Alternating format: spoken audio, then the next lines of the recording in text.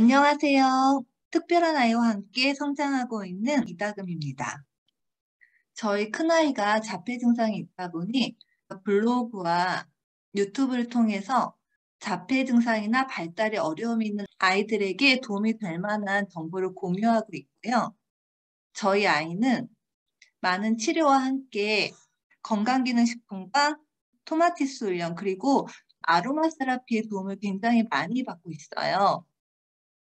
특히나 저희 아이가 감정 조절이 안 되고 이제 폭력적인 부분이 있었는데, 물론 다른 것도 도움이 되었겠지만 아로마 세라피를 통해서 아이의 감정 조절에 굉장히 많은 도움을 받았고, 저는 그것만으로도 굉장히 만족하고 감사하고 있고요. 계속 쓰면서 아이에게 또 다른 도움이 될 거라고 저는 생각을 해요. 물론 아로마 세라피는 질병을 치료하기 위한 목적으로 사용할 수는 없는데요. 아로마 세라피는 몸과 마음의 힐링을 도와주고, 뭔가 치료를 받고 있다면 그 치료에 시너지 효과를 내주는 그런 효과가 있다고 저는 생각을 하거든요. 발달에 어려움이 있는 아이를 키우는 부모님 중에서 저를 통해서 도테라 가입하셔서 아이들에게 활용하시는 분들을 위한 단톡방이 있는데요. 그 방에서 제가 알려드린 방법과 함께 직접 공부하시고 아이에게 활용하시면서 아이의 반응을 공유해 주시는 경우가 있는데요. 물론 아이들에 따라 차이가 있고 반응이 별로 없거나 늦게 나타나는 아이도 있긴 하지만, 많은 아이들이 체력적으로나 감정적으로, 언어나 사회성에도 도움을 받았다는 분들이 많이 계셔서 저도 많이 놀라고 있거든요. 그래서 아로마 세라피를 좀 더 많은 사람들에게 소개하고 싶어서 오늘부터 아로마 세라피 책을 소개하면서 정보를 공유하려고 해요. 아이가 발달에 어려움이 있으면 아이들의 언어나 인지, 사회성 등에 초점을 두는 경우가 많거든요. 그리고 감각적인 어려움에 관심을 갖는 부모님이라 하더라도 시지각이나 청지각, 전정감각 이런 정도는 알지만 후각에 관심을 갖는 치료사나 부모님들은 많지 않은 것 같아요. 그런데 제가 이 아로마 세라피를 하고 아이들한테 적용을 하면서 느끼는 것은, 아로마 세라피가 다른 치료의 시너지 효과뿐만이 아니라 많은 도움이 될 수도 있겠다라는 생각이 들고요.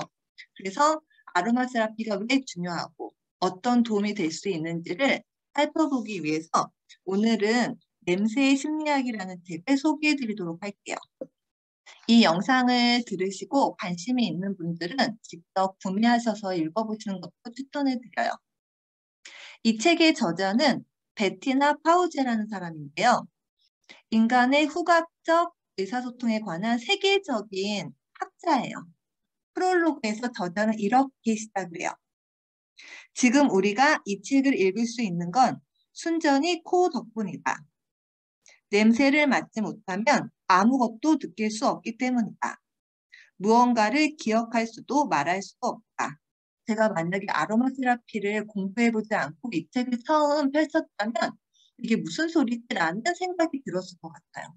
아마 이 영상을 들으시는 많은 분들도 이게 도대체 무슨 얘기일까라는 생각이 드실 수 있는데요.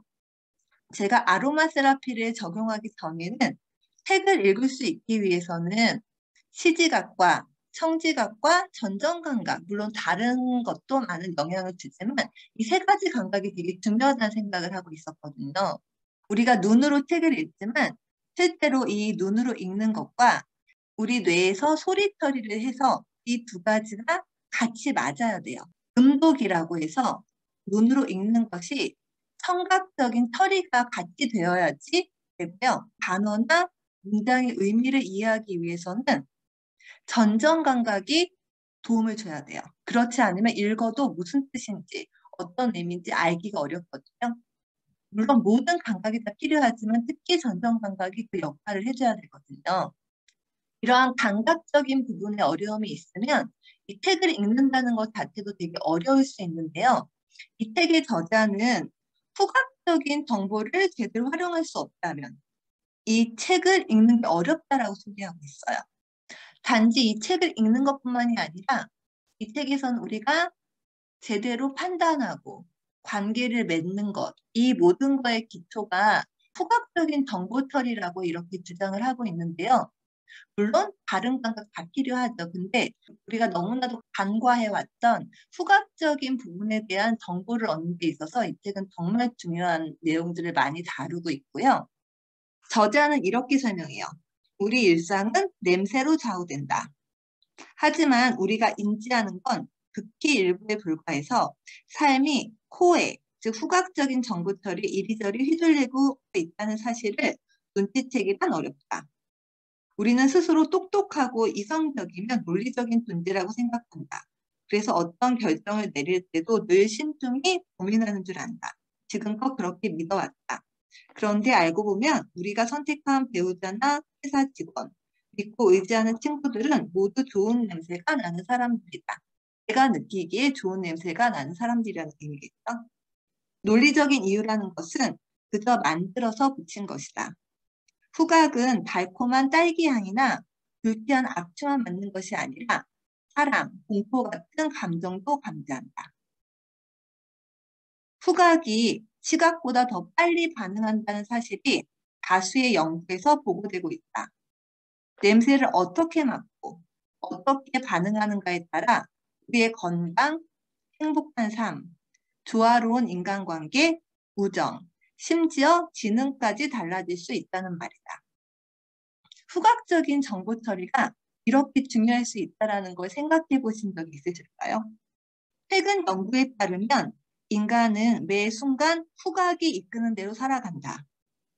이는 우리가 전혀 인지하지 못할 때도 마찬가지다. 사실 후각은 우리 사회의 모든 의사소통 방식에 관여하고 있다.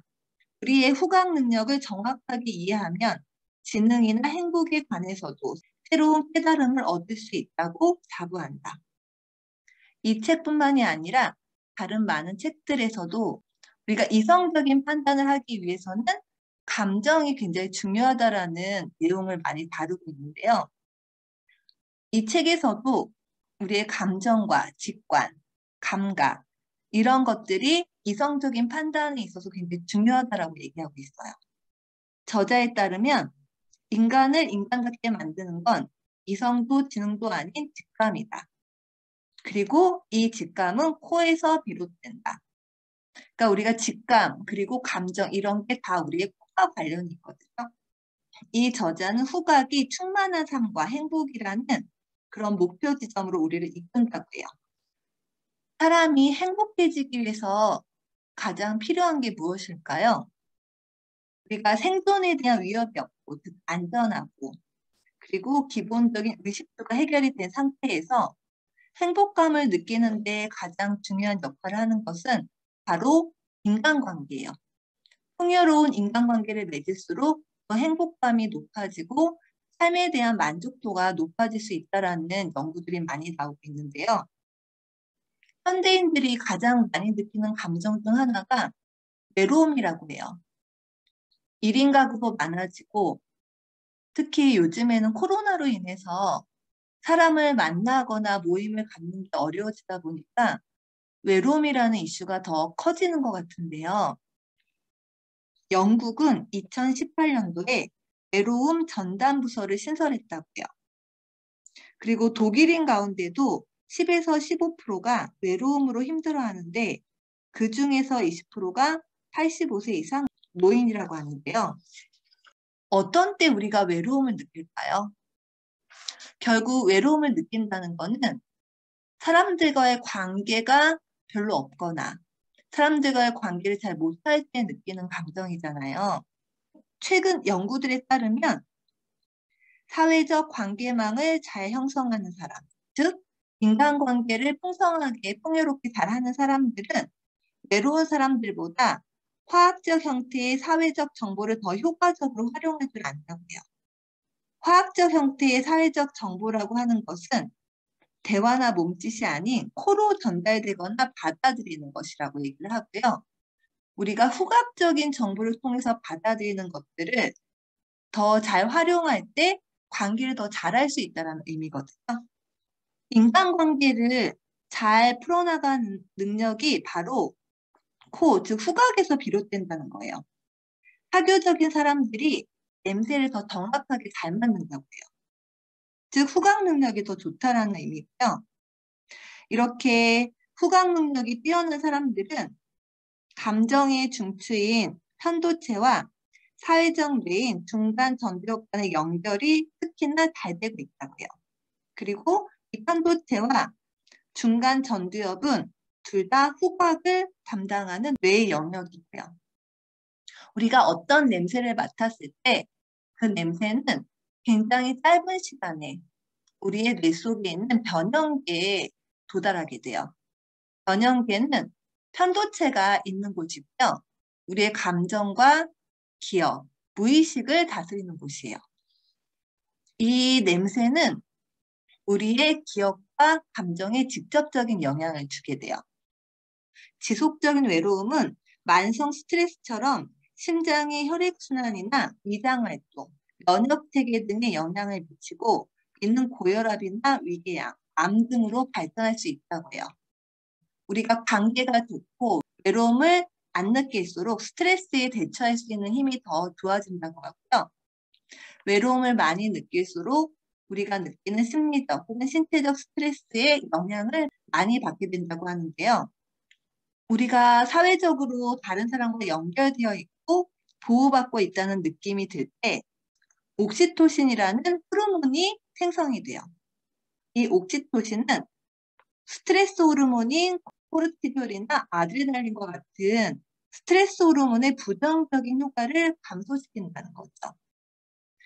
정리를 하자면 후각적인 정보 처리를 더 정확하게 잘할수록 다른 사람들을 공감하거나 사회적 관계를 맺는 능력들이 더 좋아지게 되고요. 이렇게 사회적 관계를 더 잘 맺게 되면은 옥시토신이라는 호르몬이 분비해서 스트레스 호르몬의 부정적인 효과를 감소시킬 수 있게 되고요.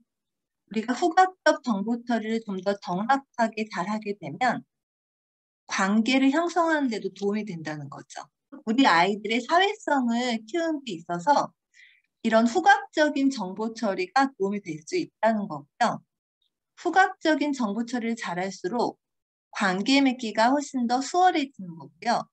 관계를 풍요롭게 맺을수록 우리의 행복감과 만족감이 올라가게 되고 스트레스에 대처할 수 있는 힘도 더 커진다는 거죠. 그래서 이 책에서는 후각이 우리 삶에 얼마나 중요한지에 대해서 소개하고 있는데요. 제가 다음 시간에도 후각이 우리의 삶에 미치는 영향과 그리고 우리들에게 어떤 도움을 줄 수 있는지에 대해서 더 소개를 하도록 할게요. 그리고 이런 이론적인 걸로는 사실은 잘 안 와닿는 분들도 많이 계실 텐데요. 아로마 에센셜 오일을 직접 경험해 보시면 이 저자가 하는 얘기를 훨씬 더 쉽게 받아들일 수 있어요. 들어주셔서 감사합니다. 다음에 또 뵙겠습니다.